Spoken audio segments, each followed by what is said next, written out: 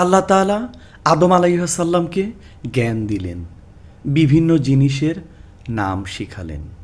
ফেরেশতাদের সামনে যখন আদমকে উপস্থাপন করা হলো, আল্লাহ বললেন, তোমরা এগুলোর নাম বলো।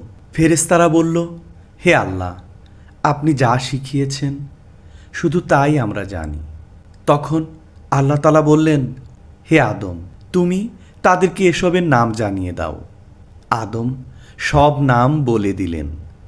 এরপর আল্লাহ ফেরেশতাদেরকে নির্দেশ দিলেন, আদমের প্রতি সিজদা করো।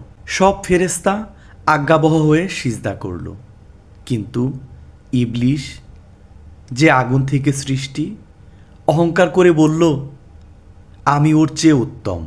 আপনি আমাকে আগুন থেকে আর তাকে মাটি থেকে সৃষ্টি করেছেন। পবিত্র কুরআনে এ সম্পর্কে আল্লাহ তাআলা বলেন, হে ইবলিস, আমি নিজ হাতে যাকে সৃষ্টি করেছি তার সম্মুখে সিজদা করতে তোমাকে কিসে বাধা দিল? তুমি অহংকার করলে, না তুমি তার চেয়ে উচ্চ মর্যাদা সম্পন্ন? আল্লাহ পাক আরও বলেন, আর যখন আমি আদমকে সিজদা করার জন্য ফেরেশতাদের নির্দেশ দিলাম, তখনই সবাই সিজদা করল, ইবলিস ব্যতীত।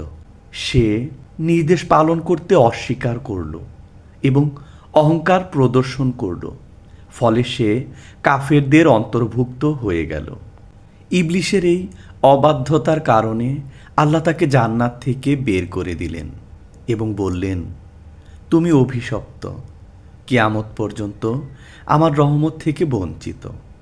ইবলিস শপথ করল, আমি মানুষকে আপনার পথে আসতে দেব না, সব দিক থেকে তাদেরকে বিভ্রান্ত করব। আল্লাহ বললেন, যে আমার উপর ভরসা করবে, আমার বান্দা হবে, তাকে তুমি কোনো ক্ষতি করতে পারবে না।